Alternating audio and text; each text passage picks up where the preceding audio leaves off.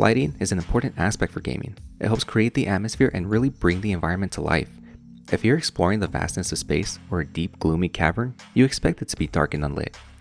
Games use this as a mechanic for the player to interact with the environment and create the sense of a living, breathing world. Flashlights, torches, or other items can relieve some of these effects and give the player the necessary information to progress while also enjoying the ambience of the location. There's a lot of games that use darkness well. Horror games in particular are usually set in a poorly lit setting. The fear of the dark is a common phobia in kids, but often extends into adults as well. The fear of the unknown also plays into this phobia, with many forms of media using this to scare its audience. In movies and television, you are watching the protagonist experience the horrors. With horror games, however, you are the protagonist, exploring the unknown with the monster watching you. Amnesia, Resident Evil, Poppy's Playtime, and countless other titles use the dark to hide the antagonist, with flickering lights giving you enough time to just see them in the distance. But in the moment of darkness, they're gone. Creating tension in the player, knowing that they're nearby but just out of sight, not knowing where they are going to appear next. Superliminal is a game that does a really good job with using tropes from horror games to create a unique sense of tension in the player in a game you wouldn't expect it from. Superliminal is a puzzle game developed by Pillow Castle Games. The game is played from a first-person perspective and sees the player using optical illusions and forced perspective to traverse through the levels. Making objects appear smaller or larger on the screen makes them that size in game, allowing you to use items as platforms or tools for solving these puzzles. Throughout the entirety of the game, there is a sense of unease in the empty world. The game's theme wants the player to truly experience the new perspective and realize that your initial perception may not be what it seems. The level Blackout starts with the player waking up in a bedroom. Hallways and sections look eerily similar to previous parts of the game, but things seem off. As you traverse through the level, things start to seem more and more grim as your mind fills in the blanks of the unknown. But what the game is trying to ingrain in the player is the idea of perspective, and how by changing your perspective can change the context and your feelings towards something. As you explore the level, you start to perform actions that feel naturally safe. Like here, I backed up into the darkness scared to face what I may find, only to discover the hidden staircase that is only seen by the shadow and the little light that is visible. Also, using the exit sign as a flashlight is a nice touch as well. Exploring more of this level shows that these initially scary images were just props displayed in a specific way. The man watching you through the window is just a pawn with positioned lighting. The giant knife stabbing is a cutting board cutting veggies. The blood spattered throughout the walls and floors is spilled red paint. As you turn on the light and see what is actually happening, you find that you stumble across what appears to be a restaurant in the middle of renovation, something relatively normal and regular. The lighting in this level is expertly done. The aim lighting is cleverly placed to create these illusions and is a fantastic example of how darkness can be used to elevate game design. Metroidvania games often use lit up areas on maps to indicate places you have been. Games like Metroid and Hollow Knight show the map as partially explored if you enter a room but have not yet fully explored it. Unepic does a really good job of this in my opinion. Unepic is a great Metroidvania game developed by indie developer Francisco Teles de Menzies that I believe deserves a bigger audience. Initially released in 2011 on PC, it has since been ported to many other consoles including the PlayStation Vita and the Switch. Like other Metroidvania games, you explore the map finding new items, weapons, and challenges. Your character has stats to determine what kind of weapons and armor your character can equip, and can lead to a lot of unique and interesting builds. This game has a lot of darkness in it. A key mechanic in this game is the use of a lighter to light up torches in the dungeon. When you enter a room, the area is almost entirely unlit. You hold your lighter to see a small area around you, but find torches and lamps in the room which you can interact with to light up the area. Sometimes when playing Metrovanias, it can be difficult to remember where you haven't explored, as oftentimes the map shows areas you have not visited yet.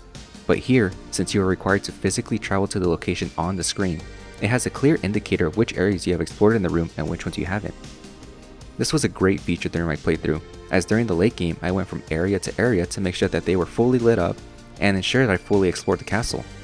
The game encourages you to do so as well, offering achievements for lighting up each area individually, as well as lighting up the whole castle, which I was able to achieve during my playthrough. Not all games use the dark as effectively though. Many games use it as a gate to prevent the player from progressing until a certain action like flipping a switch is performed, or a certain item is gained like getting a lantern. Many times, however, these dark areas in game can become a bigger hindrance than intended. Dark Souls is a game that needs no introduction, especially if we're talking about darkness in video games. Dark is in the name. Dark Souls is a genre-defining game with a story that you need a PhD to understand. Essentially, there is a flame that gives life to everything and is going to burn out. If it burns out, the world ends. Anyways, no fire is no light, so darkness makes sense in this world. But for the most part, the game does a really good job of using it atmospherically. There are still plenty of bright and colorful areas in the game too, such as Anor Londo and Lost Azalith, for the most part. If you know the first Dark Souls, you likely know where I'm going with this. The Tomb of Giants. A grim, dark place that in order to reach this area, you must first traverse through the catacombs. Another dark, unlit section with skeletons that do not die unless their summoner is killed, cliffs to be knocked off of, and traps riddled around the map. You finally make your way down this ravine, fight a boss, and are met with no bonfire. Instead, you are greeted to a ladder and enter the Tomb of Giants. The Tomb of Giants is notorious for being a frustrating and difficult part in Dark Souls, a game already notorious for being difficult to begin with. But a lot of that has to do with the main mechanic in this area. You can't see. I don't mean that it's dark here like other areas in the game, it is meant to be pitch black. The only resemblance you have of your surroundings in this area is the bright light of items on the ground and teeny white eyes of the enemies. In the distance, a glimmer of hope of light at the end of the tunnel, but the path from the top to there is a long road with several narrow paths, ladders to climb, and dodging the attacks of giant enemies. There is a lot of instances where darkness is an unfun mechanic, specifically when it's used to hinder artificially, creating difficulty for the player.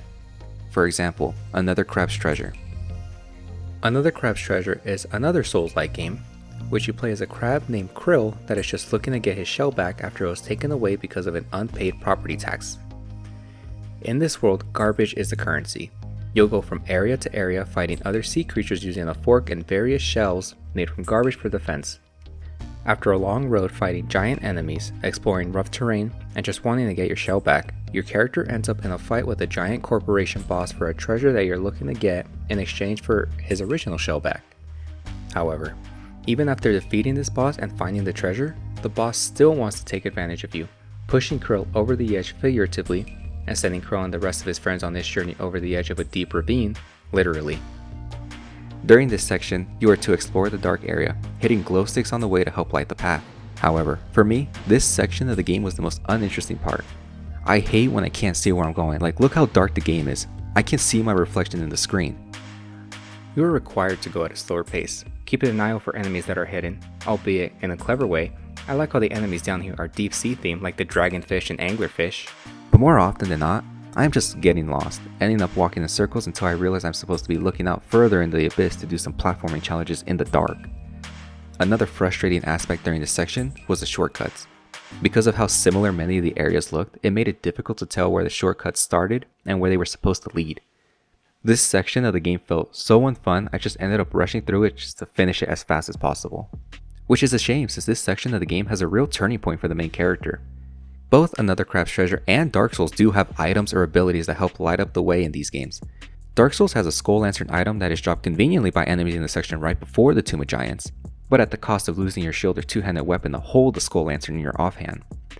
Or, if you're a magic user, you can find the spell Cast Light to help guide your way down, or look for the Sunlight Maggot, a unique helm that lights up the world around you.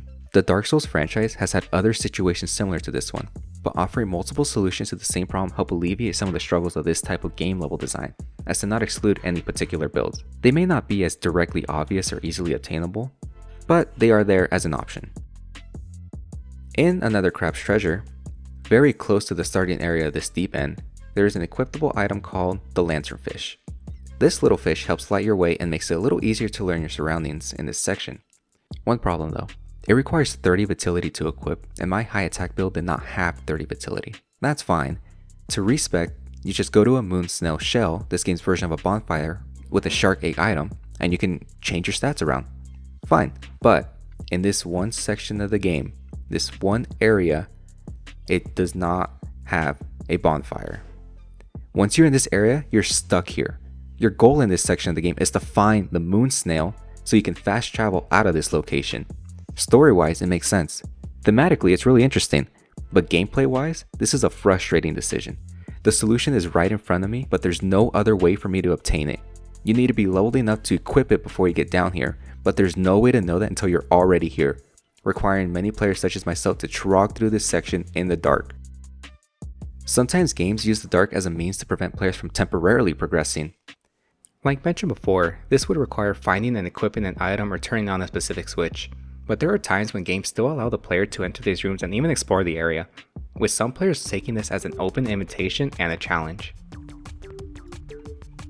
The Messenger is an action platformer game developed by Sabotage Studio. The game has a clear influence of Ninja Gaiden on the NES with its combat and movement. In the second half of the game becomes more of an adventure game with the player traveling through time, changing the areas and graphics from 8-bit inspired to 16-bit inspired. A very fun idea. In one area of the game, there is a section where the player finds this pitch black area that is filled with spikes and wall jumps for the player to traverse through.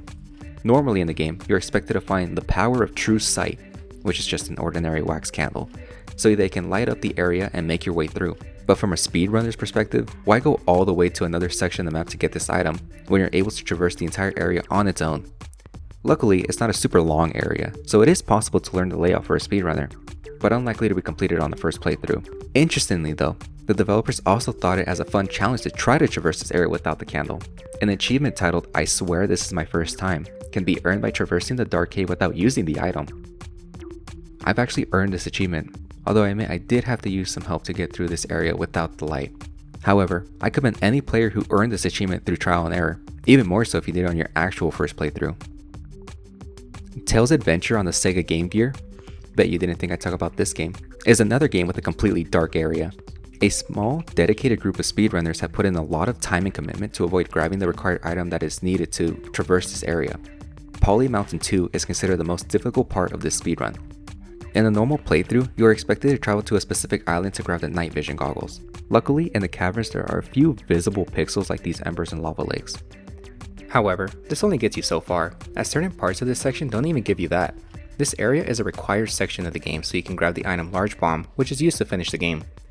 Once you have collected this item, it's time to get out of this area, which, in speedrunning, sometimes means jumping off the ledge into the lava. In speedrunning, every second counts and this strat is a huge time save. Also, congratulations to Mendez for this incredible run during AGDQ 2024. Lighting in video games are an important aspect for gaming that isn't on the forefront of a lot of player minds, but it is something that developers need to pay very close attention to. The use of lighting can set the tone for the player while also creating obstacles for the player to overcome. It's nice to appreciate those moments in gaming when the world is truly lit up and colorful, as it's very easy for the game to take all that away in an instant.